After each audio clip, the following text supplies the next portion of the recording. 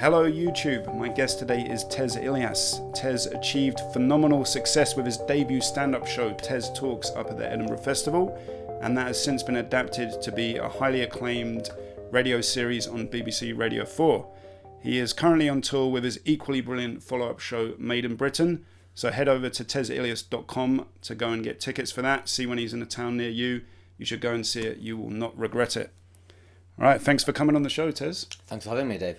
You ready to have a look down memory lane? Yeah, let's do it. Let's have a look. All right. We're going to look at the first place, which is your hometown where you grew up. Let's have a look. So what is this? What's this place here? So this is a street. Well, this is technically not where I grew up, because where I grew up, the street has been completely knocked down. It was just a proper old Victorian terraced house street, and it's been knocked down to make this kind of court. So where are we in the UK? Oh, so we're in Blackburn. Blackburn, okay. Yeah, Blackburn. We're in the heart of Blackburn, BB1, I believe. And what would you say are like the best things about growing up in Blackburn? So real sense of community. Like everyone really looks after each other. So if you ever need anything, even money, there's always people who can lend you a hand and stuff, and ease your burdens and stuff. That's really, really cool. I think one of the things I don't like about it is then because of that, everyone knows your business and everyone is interested in your business and everyone asks you really quite invasive questions about your life and stuff, which is a bit annoying when you're 30 years old. But growing up there was really, really nice. Brilliant. So you lived in two places, didn't you, in Blackburn? Yeah, so I lived here till I was about 7, and then we moved. And then you moved to this place? Yeah. Bang. Yes. So this is also demolished, right? Yeah, so this house on the corner that you see there is technically where my old house was. What do you think it is about your old houses that people are knocking down? I don't know. Maybe this is it like we're going to put up a blue plaque, but now we'll just we'll just destroy it. Once I've lived there, there's no one else who could possibly do it justice, and we just have to knock it down and start again. So how has this area changed now? What's it like when you go back there? So weirdly, the area, apart from that, so loads of these streets got demolished and got replaced. So all these houses are brand new. They've only been built in the last 10 years. So all these houses going down got demolished. The rest of it is exactly the same, weirdly. But again, it was another quite insular Asian community. But I think the Asian community in this area was newer than when I was in the other place. I remember there were a couple of times where there were a couple of riots in this area between the young white kids and the young Asian kids. Right. So that's quite interesting, but I was too young. So is there quite a lot of tension in this area? So Blackburn is quite segregated. Just the main two is Asians and white people, and the Asians being split between Indians and Pakistanis. But majority of the Indians are also Muslim. So there's no real tensions between us. But sometimes it can boil over. But not recently, but in the 90s a few times. In my high school as well. We had a few big fights with the young between white, Indians and Pakistanis, or between the white kids and the Asian kids. But I don't think it happens as much anymore, which is good. But it's just it was interesting. But I was always shielded from it. Like because it all happened when I was. So there's riots on Johnson Street, which is the street down there, at the bottom of that street. That happened when I was like 10. So along that street. Yeah. So that happened when I was 10. So I was never involved in that. And the riots when I was in school happened when I was like 15, 16, and I was never a fighter. So I was kind of very much just a passive observer, just thinking, what the hell is going on? But it's an interesting town. So BNP got quite a foothold there back in the early noughties. But I think a lot of work has been done since, and now they're not really... I think everyone just accepted that the Asians live here, and the white people live there, and then we work together in town and in school, and we mingle and stuff. And actually, when we're with each other, we kind of get on, but we don't need to live in each other's pockets.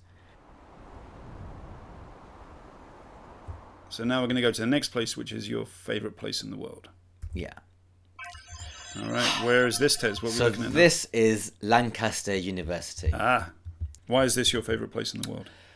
So I think probably it's slightly something that we touched on earlier, in that when I got to university I could just completely reinvent myself. No one knew who I was, and I just had such an amazing 4 years, and as I said, I came from this quite insular Asian community, and when I got to Lancaster I was forced to make friends with sorts of people that I'd never really met before, and I found that really interesting. People from different backgrounds. Yeah, and different classes as well. Everyone's working class in Blackburn.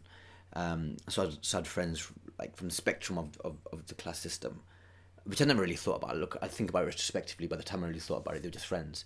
But I think it was really, really helping, making me grow into a fuller person.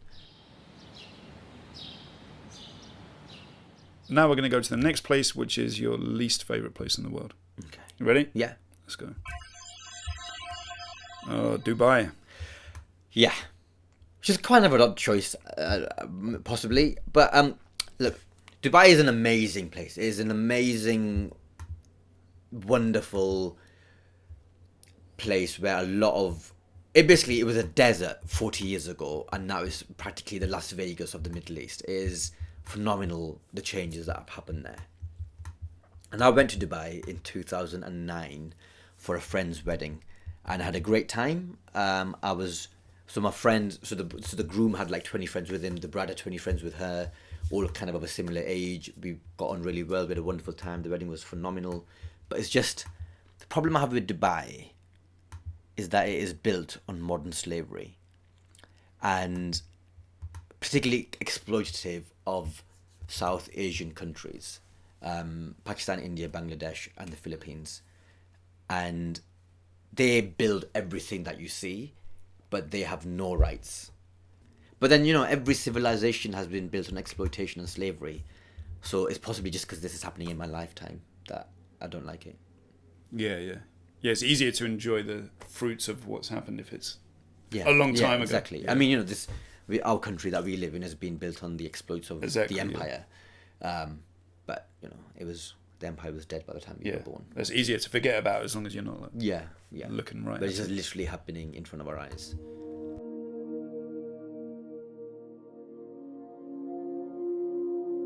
And now we're going to go to the next place, which is a place with a happy memory. Where's this, Tez? So this is Mecca, Saudi Arabia. So I've been there twice. I went once in 2007 with my cousins and my mum and my siblings. And then I went again in September 2015 on the Hajj, which is the pilgrimage that all Muslims have to do at least once in their life if they have the means to do so. And when you were there, how did it feel? Being amongst all these people going to this place for the same reason as you? It's weird because it's equally tranquil and phenomenally spiritual, but also very frustrating. Because you're dealing with people from all over the world who come from different customs, different cultures. And so we being British have very British sensibilities of, oh, excuse me, sorry, don't mind me. Whereas everyone else just barges past you and goes and do the things, and you're like... Queuing is something that separates cultures a lot. And it's just a fun... Yeah, so you get people from all over the world kind of just bashing into each other. But it's great, and you feel like you realise your insignificance in a place like this. Because everyone is the same, no matter your back. It's like you could be a king to a pauper. Everyone dresses the same. You could be rubbing shoulders literally with the Arabic Bill Gates, or you could be rubbing shoulders with someone who's sold everything just to be here. So it is phenomenal. And wow. And just think like this is the center point of Islam. This is like the closest connection you have to God. Okay, so now we're going to look at the next place, which is your first stand-up gig. The Comedy Pub.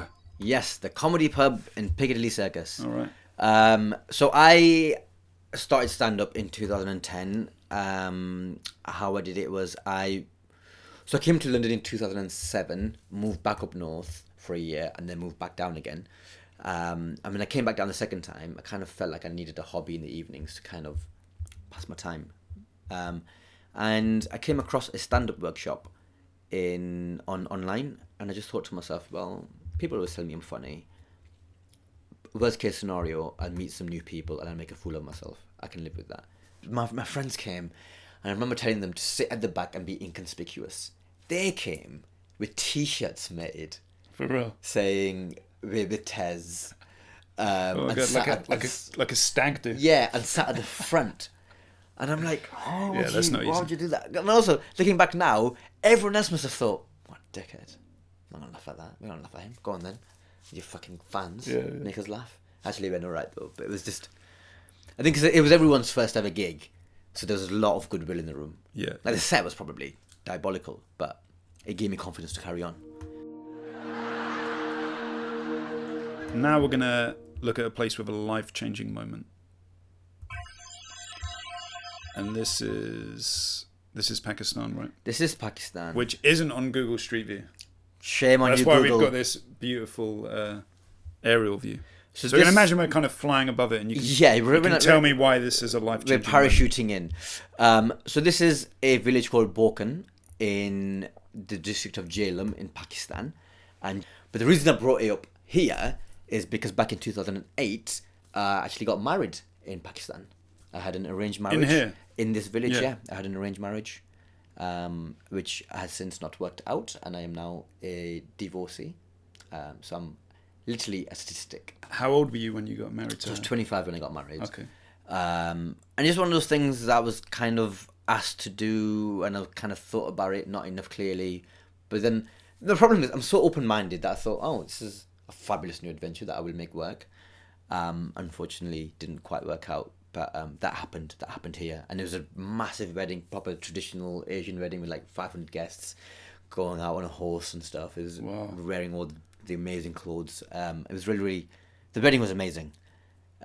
Unfortunately, didn't quite work out afterwards. But yeah, that was pretty life-changing, I think.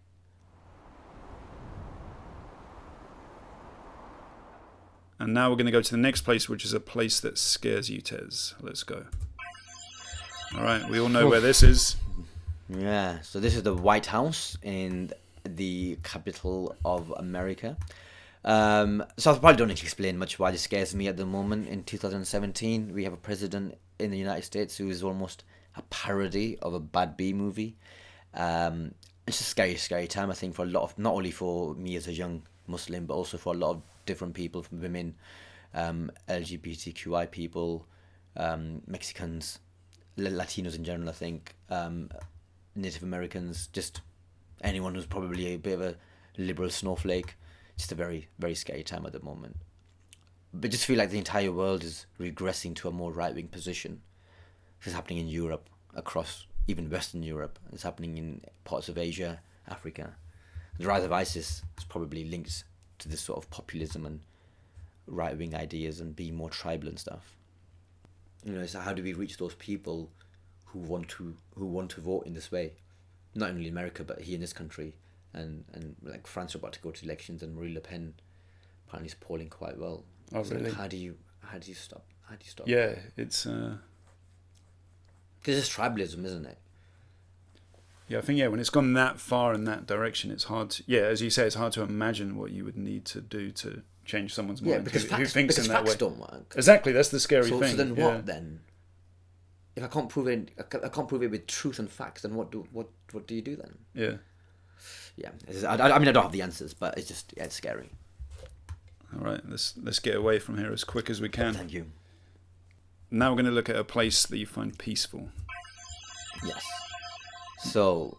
Where is this, Tez, for people that don't know? So this is Trafalgar Square, London, which might be an odd choice to find quite peaceful. This is and quite tranquil. an odd... I wouldn't leap here as my peaceful place. Why do you find it peaceful? So I... Not so much anymore, but at least 3 or 4 years ago, I used to come and sit on those steps there, just in front of the National Portrait Gallery. Did you ever sit and reflect on how the show went? Yeah, some of that. More on a bad show, celebrate a good show? Both. I think this period of my life was quite difficult because I was going through kind of troubles in my marriage, and it's quite lonely. And actually, I felt more lonely after good gigs than I did after the bad gigs, because I feel like I didn't have anyone to sell. Bad gigs, you want to be on your own and you want to reflect and you but good gigs, you want to kind of celebrate and share with people and stuff. And I feel like I didn't have someone that I could do that with, so I used to come here and watch the world go by. I think this is the last place now. So yeah, it's been good taking this trip down memory lane. Cheers, man. I've really Looking at your places, it's good, really isn't nice. it? Yeah, it's good fun. And now we're going to visit the very last place, and this is in answer to the question, where would you retire? Mm-hmm. If you had all the money in the world, where would you retire? So let's have a look. Where is this? So this is Istanbul, Turkey, and this is on the Bosphorus. And so not exactly in this position, but along the Bosphorus, there are amazing houses on the banks and stuff. And I remember taking a trip along there a couple of summers ago, and I would just think that this would be such a nice place to live, because Istanbul is a phenomenal city, both culturally and socially, and just to have fun in and to eat. I really like it, and I just think it'd be a great place to retire. If money was no objection, I'd probably live there 6 months of the year. Like, would you do comedy out here? Do they have comedy here? I think they do. Not. Do they have comedy? Yeah. Stupid question. Do they have a sense of humour? Have they ever laughed? There are a couple of comedy clubs in Istanbul. I think it's quite, to call it a small scene would be an overstatement. But I think it's something that is growing a little bit. But yeah, it's somewhere that I would love to spend some more time. What about this? What do you see there, Tez? What do you see in those clouds? What do I see? It kind of looks like a sultan. Like, that looks like a sultan's hat, and that looks like a mustache, and like a nose there. Oh, yeah. Have you got sultans on your brain at the moment? moment? Maybe because of the Istanbul chat. Yeah. We maybe talking about, maybe made me think of sultans and like genies, like it's almost like a genie dress. Okay, I see a genie actually. Yeah. Genie. That's what I see. I see a genie. And what? And if which this is based in Arabic folklore. If this is a real genie, what would be your first wish? Oh goodness, it's gonna have to be something worthy, isn't it? Not world peace, because then I'd have no material. But jokes come first. But like, not World War III would be good. Okay. Like, it's fine. Not like, quite not world quite peace. World War. Almost world peace. But enough crap going on that you can write jokes. Right. Like, not enough. It's very, very selfless. Not enough racism. Not so much racism that I feel in physical danger, but enough racism but just a little bit of tension that I have something to write about and joke about. Yeah, that's the ideal. Yeah. Perfect. I think that'd be a nice place to end it. So he's been Tez Ilyas. I've been Dave Green. This has been the Street View Interview Show. Make sure you subscribe, and I'll see you again next time. Bye-bye.